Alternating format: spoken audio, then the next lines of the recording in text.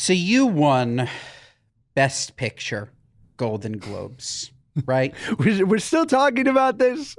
So you won actor in such a beautiful movie, but I met Gypsy Rose Blanchard. Want to trade spots? Yes, 100%. I met her and she was cute. Tell me every second. Did you know the first thing she ate when she got out of the Who's Cow was Burger King? I mean, what a ringing endorsement. What a miss moment for the BK, for the king. Massive miss. You ready for this comment? Literally, it's just so smart. The people are so smart. The Spirit Society social media manager commented that we should make a Gypsy Rosé. Huh! Boom! Oh my God. Oh my God. This person should work at NASA. No. Insane. I read it. I'm like, oh, are you a freaking just genius? Like, oh, crazy. Gypsy Rose, unbelievable. We got invited by the lovely Lifetime. And I just want to say, Josh, in case we ever want to make a Lifetime original, I'm in cahoots. The Lifetime people, they like me. What does in case mean? Let's do it. I think we should make a Lifetime original movie. I don't know what it's about necessarily, but I think we should make a Lifetime original movie. Trouble in the Gog, Trouble in the Synagogue, a murder mystery in a synagogue. Can you fucking imagine? Wow, I love it. Trouble in the Gog. The Google killer. But we go. It was Devorah in the study. Sorry. It was Rivka in the mikvah. This is only going to be funny to like 7 listeners. It is. No, it is. Oh my God. It was Rachel. It was Rachel with the iron. Oh man, that's so funny. Gypsy Rose, what a woman. Her husband, what a man. I brought my sister. It was me, Claudia, and my sister. My sister never comes to these things. My sister goes up to her husband. Nobody said a word to him. He's just this like he's one of us. 6'3", 450, big guy. Gypsy's husband, 6'3", 450, big guy, really big. She just goes up to him and she says, congratulations. Congrats on your recent nuptials. He's like, thank you so much. She's like, yeah, it was just so great to see you two falling in love. I'm like, Maddie, you are fantastic at this. You need to come more often. Got us in his good graces. We all took a photo. Wow.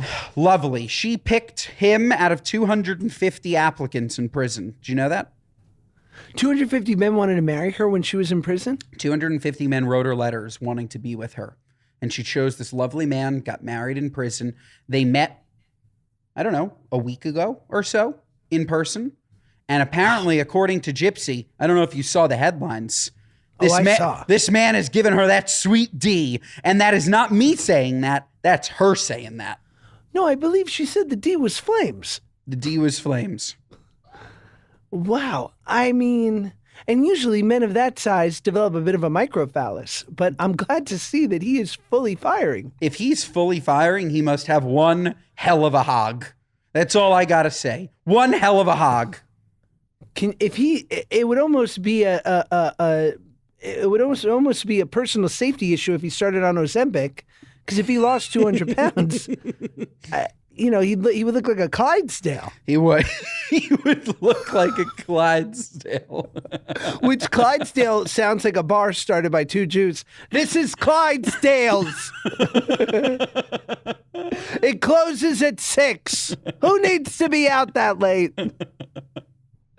That's wait, okay. So I believe I heard that they didn't have like a conjugal visit. They were not intimate while she was in prison, right? No, they weren't. This was fresh out of prison, newly married, but like he likes to call them newly together because they were already married. And it's just an unbelievable story. I feel terrible though for her boyfriend at the time that's still serving life in prison while she's out, a celebrity, married, and he's in there for a crime that she helped him commit. It's nuts. And the mother totally deserved it, right? Am I allowed to say that? But she did. No, you can 100% say that. There's nobody that like she deserved it. This woman was Right. insane. She was making her daughter think that she had cancer so she could get some Disney trips from Make-A-Wish. Like nuts.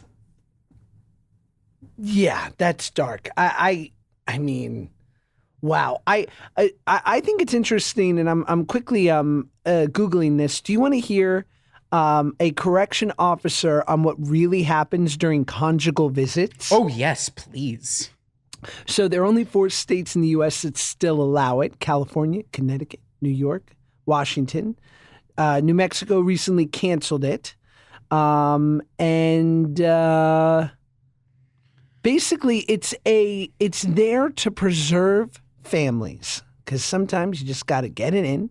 During a conjugal visit, people are permitted to engage in sexual activity, but mostly it's actually meant for family time. Could you imagine you're a dude during a conjugal visit and your wife comes in and she's like, "This one, can we just cuddle?" And you're like, "Babe, I see you every 7 months. Like, this is the one you want to cuddle?" It's also so much pressure. Oh, It is. I also just realized the amount of jerking off that probably goes on in prison. My goodness. And you have to share a room. It's like summer camp. They probably jerk each other off. Okay, we're moving on.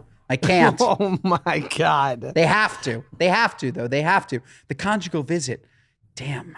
It's just so I guess it's to preserve family. So is it really meant for her to get pregnant so that she could continue? I guess that's assuming that he's the one that's in there, but maybe she could be the one that's in there. Then She could things be are the one. interesting. Yes. There's a long waiting list. It's not like they can just do it. There's a waiting list. They know well in advance. You can't have any disciplinary history at all. And they have to already have been in jail for 90 days. And the living spaces are totally hooked up. Conjugal visits are held in rooms or trailers or cabins. Kinky. And many of them are stocked up with things like condoms, linen, soap, and have up to 2 bedrooms. They even are furnished with board games, cards, and or dominoes. So they transport them out of prison for the conjugal I visit. think it's on the grounds. It's on the grounds. There's Yeah. a cabin on the grounds. It's pretty dope. One person said there was a PlayStation. Really? Yeah. Wow. Sony's missing that marketing angle. The official video game of conjugal visits. I mean, yeah. Oh, and it also says that that conjugal visits get interrupted periodically by guards checking in to make sure there's no. But there's like actual funny business. Like, it's like the business is funny. Please. The guards are just horny. You just like see the guard peeking through, hand on his wiener. All right, let's move on. So, Gypsy Rose, wow, that's amazing. And when you're meeting her, do you feel like something's off, or do you feel like she's Capus Mentis? I weirdly thought she was like totally fine. Like it definitely didn't feel like I was meeting somebody that was just in prison for 8 years. But it's funny, we took some just gorgeous professional photographs. Shout out Getty. You made me look fantastic. Me on one side, Claudia on the other, Gypsy in the middle, and everybody said she looked like she could be our daughter. That hurts. It did. It did. It's amazing. Had Claudia take that one. It is what it is. It is what In it is. stride. In stride. In stride. But yeah, she was nice. I wonder how long this fame will last. It feels like a flame that will go out pretty soon, right? This is not even 15 minutes. Yeah, I mean, we'll see. Unless, I think that if we do a project with her, it could really extend the shelf life of good old GR. We should. We absolutely should. She should come on. We should talk about it. Maybe come up with Gypsy Rose's next venture, or maybe her next crime. I mean, Gypsy Rose is good. Maybe you should do a whole line of murderer spirits. We could. You know? Absolutely. We should. So you're back now in New York from your beautiful trip to Utah over New Year. And do you want to know, and I pulled this up because this is fun, some of the most popular New Year's resolutions. Please, yes. I would love to hear them. They are, in no particular order, losing weight, quitting smoking. That's basically the recipe for what makes us fucking sick, that we're chubby boys who like smoking. Make time for family, boring. Drink less alcohol. I already did that. Exercise more, save money, travel more. I mean, these resolutions, so Terrible. boring. Terrible. And honestly, if you're waiting for the clock to strike January 1st to start losing weight, you've already gained so much weight over the holidays. Just throw it away. Throw it away. Don't even do it. You should give a resolution. I'm just saying you should do resolutions now. You should do it Yes. you shouldn't need to wait for some fake milestone. Do it now, and then all of a sudden you run into the new year and you're like, holy crap, I can actually focus on a real resolution. Not this. Yeah, those are a bunch of phooey. No good. Do you weigh yourself? Every single day. I actually, Wow. Claudia makes fun of me. I even weigh myself at night after I've eaten food so I can estimate what I'll be in the morning. That's sick. I know. You're nuts. I treat a scale like a bad neighborhood. I treat a scale like you in a bad neighborhood. I just get on my phone and don't make eye contact with it. No, I absolutely run straight for the gun. Every day. Marshall, do you weigh yourself every day? I don't own a scale, so no. Same here. But if I go into a friend's bathroom and they have a scale, I'm stepping on it. Oh, but you're so trim. I was going to say, Marshall's just thin privilege. Josh, yours is clearly you're scared of something. Like, I don't go near it. I just weighed myself for the first time in like 2.5 years at the doctor the other day, and it was great. I was like 5 pounds less than I thought I was going to be, but it drives me. And I wanted to be in the new year. It was like a small resolution of mine to be like, just do it hopefully in a healthier way, like once a month. But I know I know it's not a reflection of where I'm at. It's just a number, like unless, you put on 30 pounds, which I haven't. But I know if that number's over 190, I'm going to be a mess. Yeah. For me, it's just understanding, did I eat well I guess I don't really need the scale to tell me if I ate well that day, but it does tell me. Like if I weigh 239 in the morning, and at night, I'm 246. I know I had a bad eating day, right?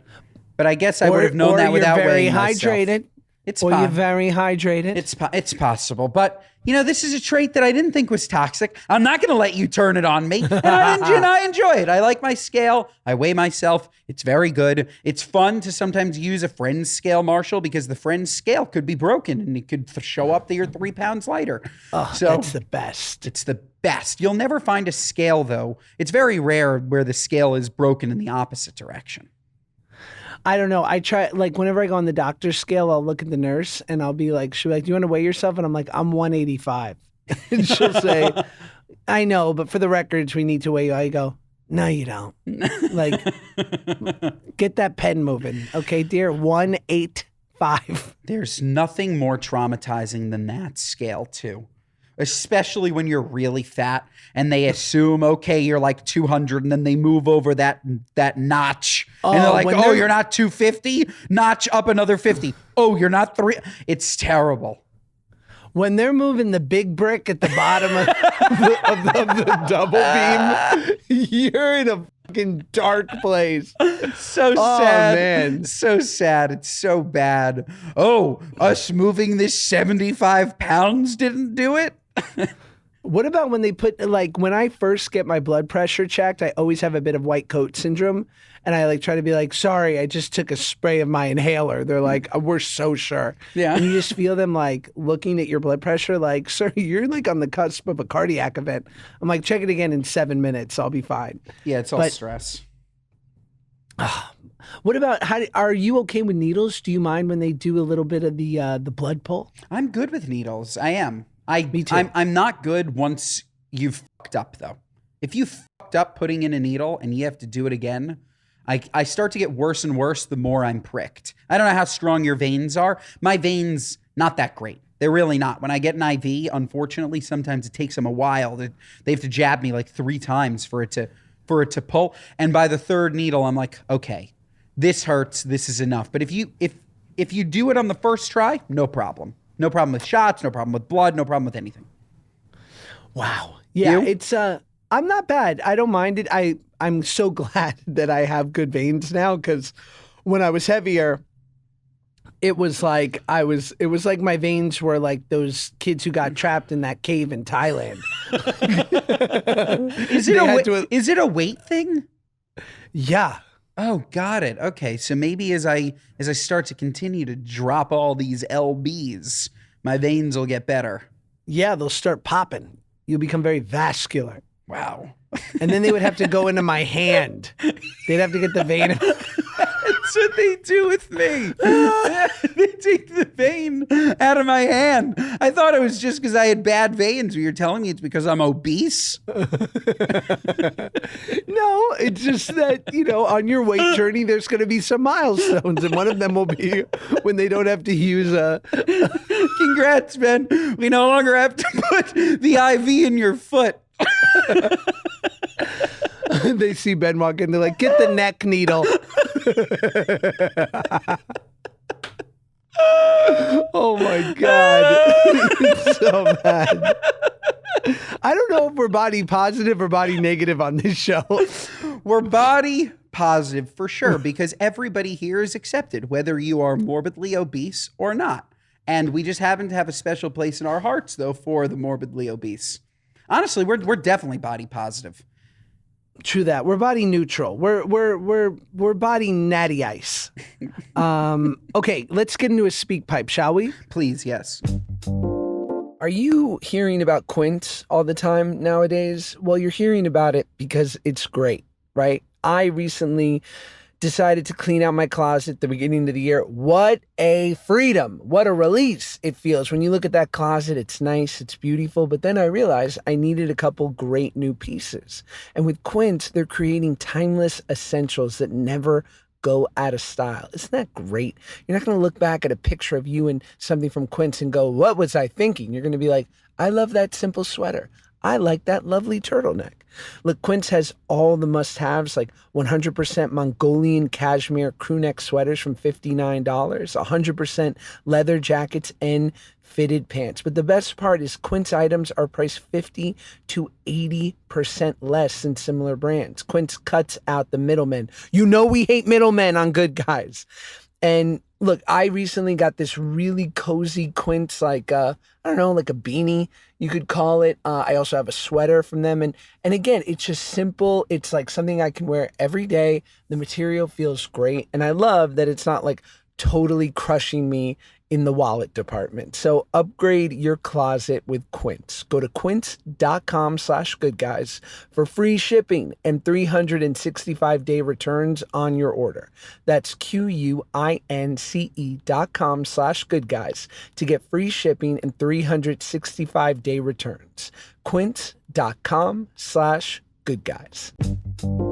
Electrolytes, you're nuts. If you're not consuming enough electrolytes, then enjoy your brain fog, enjoy your headaches, your cramps, fatigue, because I'm telling you, you're not hydrated. But with Element, you will become hydrated without sugar, without the dodgy ingredients found in other popular electrolyte and sports drinks. Like Element, as we know, it's a zero sugar electrolyte drink mix, right? But it's from a growing body of research that reveals that optimal health outcomes occur at sodium levels 2 to 3 times government recommendations. And it's used and enjoyed by Olympians like me, people in the NFL like me, NBA, NHL, elite athletes such as myself. But around 30% of the NFL is drinking Element. That's right. And Element now has this chocolate medley feature, like chocolate mint, chocolate chai, chocolate raspberry, that you can enjoy hot, warm, delish. And you're doing something good for your body,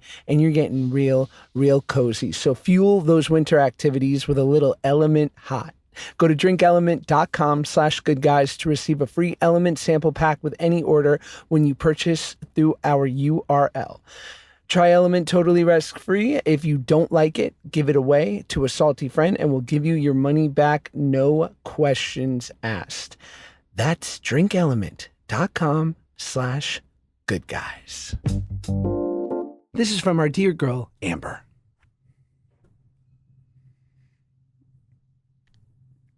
huge moron. Been listening to you since day one. And I just had a question for you guys. I have a birthday coming up, my 30th birthday, and I want to take a trip somewhere in the U.S. I live in the Pacific Northwest, but I just want advice on what your favorite vacation for a 30th birthday would be. Not Vegas, because I'm already going there for my husband's birthday. So give me your advice of where to go, and love you. Speaking of morons, very quickly, on the street this weekend, it was on Saturday, all of a sudden I'm walking down the street and I hear some girl roll down her window and she screams, "I'm a moron!" and it was awesome. Where should this girl from the Pacific Northwest go? Also, like, the PNW is huge. I don't ever say I'm from the East Coast.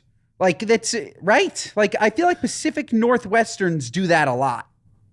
Well, people say they're from the Northeast. Yeah, but Pacific Northwest is Washington, Oregon, or Idaho. Yeah, which one? I'm just saying where I'm going to recommend you go on vacation. It's very different if you live in Idaho versus Seattle. Is it? Yeah. Maybe not. I don't know. Where should you go on vacation? I'm going to Mexico. Mexico's cool. Puerto Vallarta is cool. Puerto Vallarta. Not so far from the PNW. You could always go north and see your friends in Canada.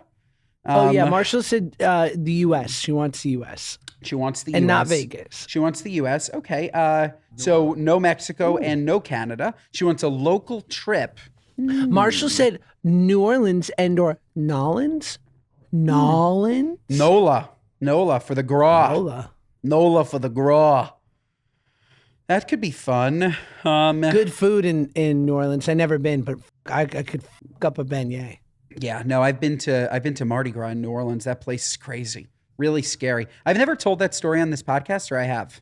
I don't think so. Oh my God. Claudia and I went one year to Mardi Gras, and everybody has these like beads, and they're all, you don't say. I've told the story. Okay. Vegas has slot machines.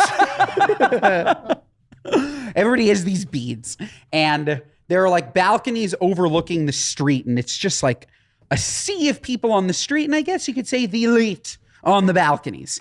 And I guess just me and Claudia, we're a little drunk, and everybody's just like tossing beads down at the people in the street, right? I guess I tossed a bead a little bit too hard, right, at this person. And like all of a sudden, out of nowhere, I get smashed straight in the chest, like so hard. I look down, bright red. I'm like, oh my God. Was I just shot in the chest? Like, when I tell you it hurt so much, my white shirt was bright red. Somebody chucked a huge red slushie from an opposing balcony, hit me square in the chest. Oh my God. I thought I was dead. It was so scary. So if you go to New Orleans, just keep that in mind. Be careful. Don't drink too much. Don't fling any beads.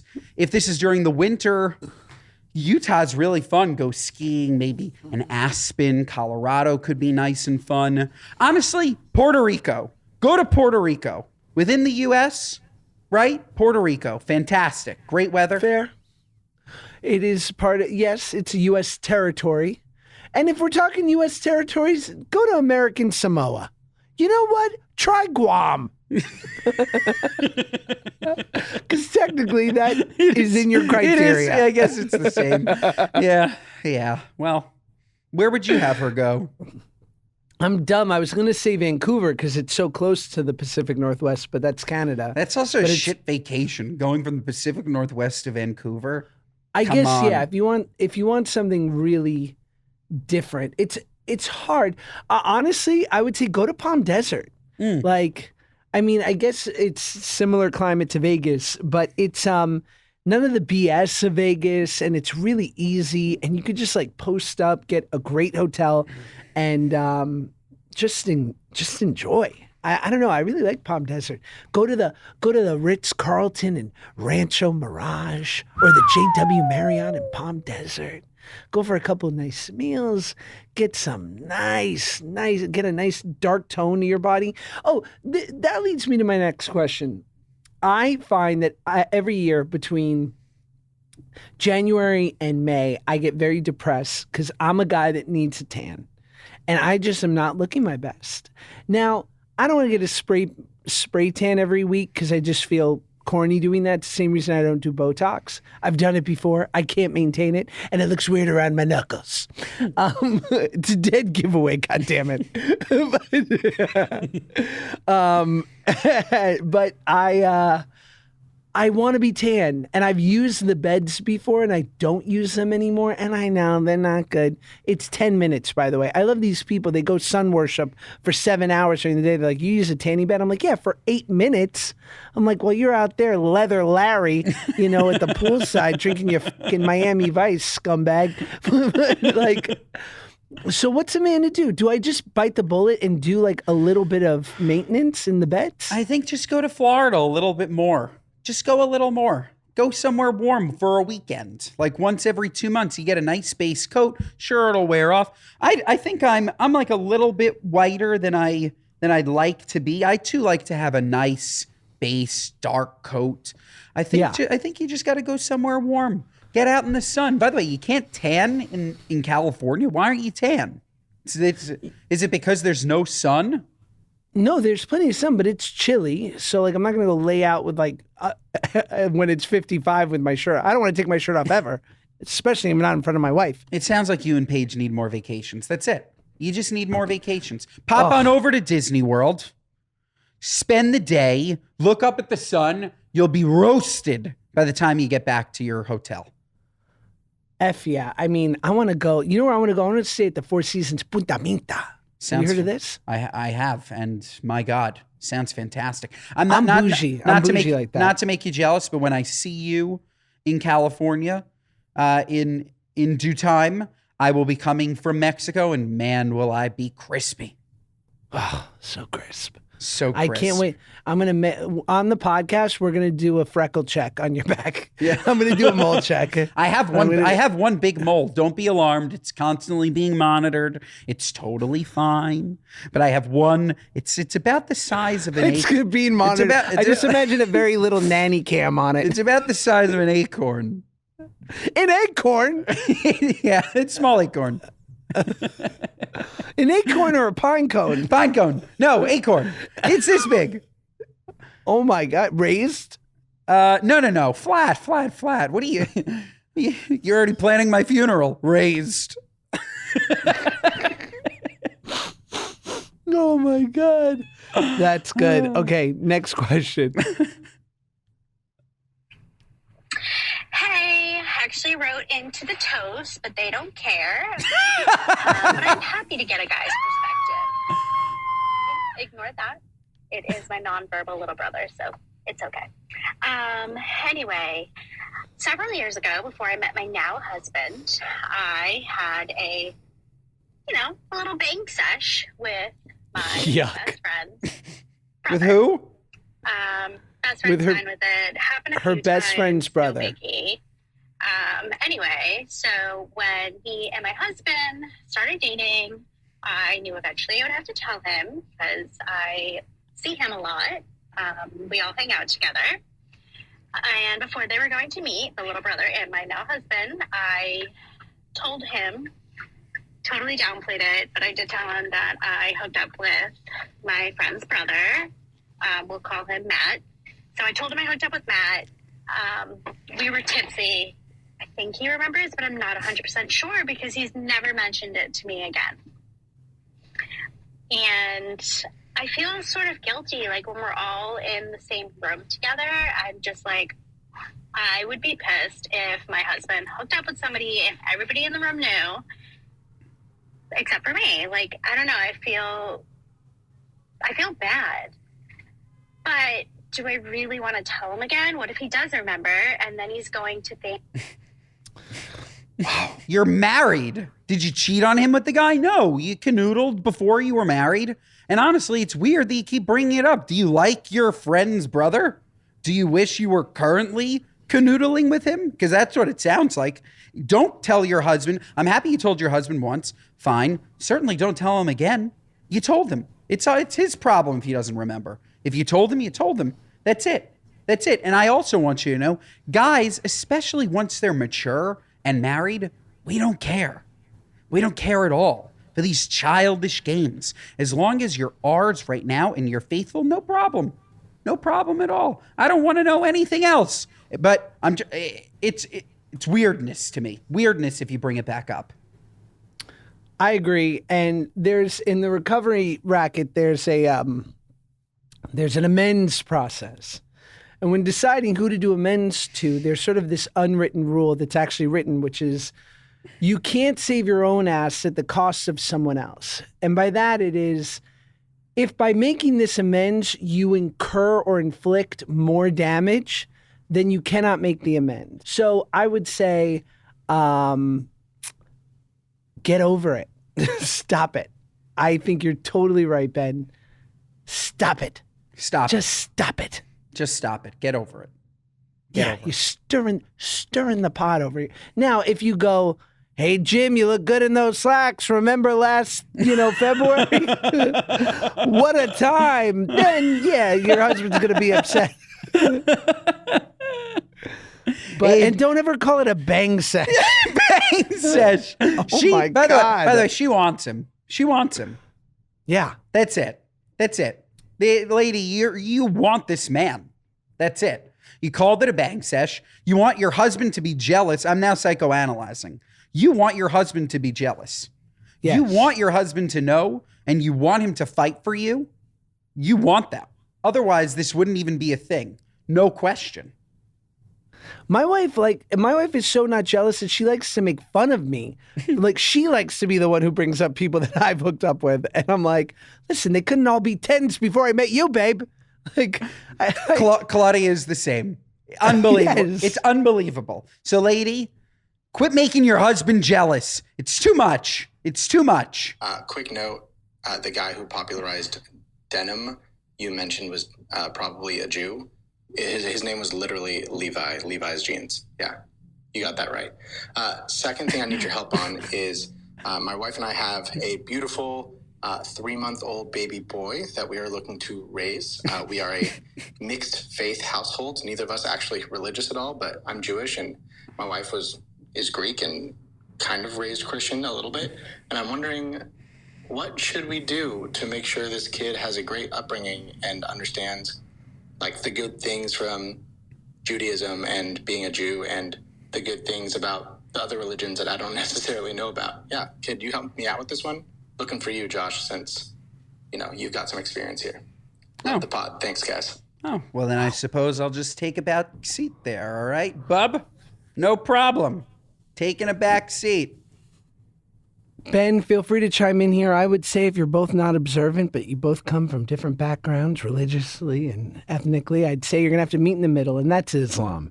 Here's the thing. You raise this child Muslim, and if that's not right, you either go Jehovah's Witness or Scientology, but you're really going to have to mix this kid up. No, yeah, I think you expose them to everything. Look, the Greeks, between their food, between their fun religious things, between their movies and their big fat Greek weddings, that is a fun culture, babe.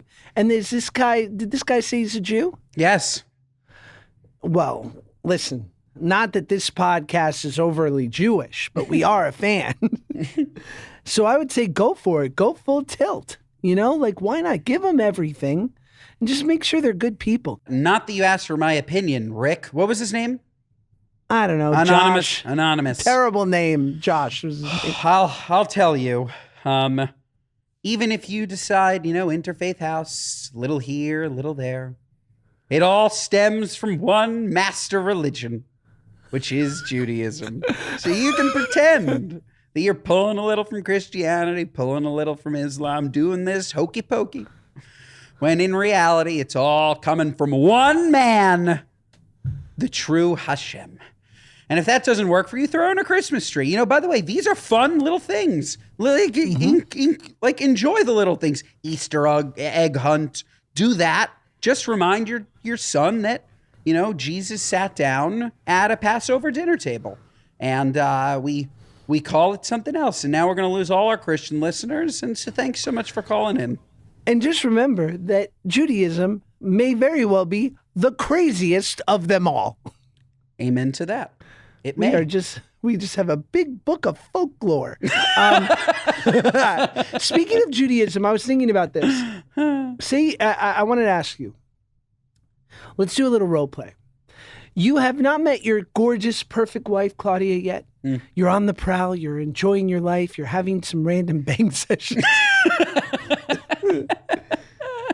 You meet a girl, and I want you to tell me what your deal breaker is. And I'm going to be her, and I'm going to mention 1 or 2 or 3 maybe things, and you're going to tell me whether you're still going to go for it or whether you're going to be like, you know what, I'm out. And this is just for a fun night of canoodling. She's a 10. She's a hottie boom body. And let's just see. And this is no long-term commitment. This is just for a single experience. Yes, a rendezvous, a romantic interview. Rendezvous. Understood. Hi, how are you, Ben? You're really cute. Oh, thank you. I can't even see your horns. You're Jewish, right? But yeah, I don't see your horns. Yeah, I hide them. It's fine. Are you going for it? For sure. 10 in one night, no problem.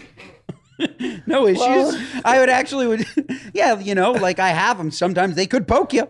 But but I try to hide them well. I'm going for it with anybody. You said that she's you said that this woman in this magical world is a 10. It's one singular night. Who cares? Who cares? Okay. Right? I mean, I think that that's just a mutually. Now, look, if I have to have true intellectual conversations, if we're dating, if it's a couple of dates, then of course, everything that you just mentioned, completely out the window. Completely out the window. If you're a flat earther, I'm sorry. What are you, nuts? Bonehead, I can't talk to you. I can't have a conversation with you. Do you think Jews have horns? You're right. This weekend, by the way, I sung a little bit of karaoke, and that had me thinking, what is your karaoke song? My karaoke song is no song. I never ever do it. What? But you have such a good voice. People doing rap for Okay, I have my What Are You Nuts? People doing rap for karaoke Insane. is What Are You Nuts? It's nuts. Nuts. And when I see a bunch of white girls who are like, wait till you hear my rendition of Forgot About Dre, I go, Bethany, I don't need to hear it. I know what it's going to be, and it ain't great. We're karaokeing. Me and Claudia take karaoke very seriously. It's essentially like a performance. There are 2 microphones. When Claudia sings, she holds both. No one's sharing that stage. That's not happening. Not happening. And all I got to say is me and you doing I'd Do Anything for Love by Meatloaf. Oh, man. That would be a sight to see. That would be a sight to see. We should record a Jack Black-esque album. Somewhere teetering between Tenacious D and something in the 8 Crazy Nights vertical. I think we could make it just flippin' sweet. I see that for us. I love that, and I see it. And should we get to some news articles before we're done, or do you want to get to your What Are You Nuts moment? No, I could, while you look up the news articles, I'll throw in a quick What Are You Nuts. The What Are You Nuts is just chairlifts. That's all. Chairlifts, the concept, when they were built. I know that you're not checking every chairlift every time I get on one and I go 2 million feet up in the air and all of a sudden the thing shakes and it's just skiing, like the gondola. Sorry, the gondola. Yes. Okay, gotcha. There is just no way that these things aren't eventually going to crumble to the ground. It's just impossible. Most of them built in the 50s, 60s. The same thing with roller coasters. I just don't understand how you can't possibly know that every single inch of the roller coaster or of the gondola or chairlift, whatever you call it, is safe. They are nuts. And us for taking them. What are you, nuts? 100%. I love that. And I think that we are in a good place to talk about a little something called... I got nothing. I thought I was going to have some good stories, but it's also Golden Globes heavy. Okay. First one is Tennessee Titans fans throw fists at game, violent parking lot fight. And then recently an Anaheim Ducks fan too was in a brawl. What do we think of sports fights in general? I think it if you get in a fight at a stadium, you shouldn't be allowed to own a gun. Like, there should be some character things in our Constitution that says, like, if you get in a fight in a stadium, if you lash out at someone at an airport counter, like, you just aren't allowed to do certain things in the normal day-to-day life. If you get in a fight at a stadium, you shouldn't be able to own a home. Like, these are like the biggest fucking dopes in the whole world. You're gonna fight somebody at a game over sports with your fists? Are you getting paid by the team? No. Like, the only reason why it could maybe make sense is if there's some anti-Semite, he calls you the K word and you want to slug him. Sure. But if you're fighting just over sports, nuts.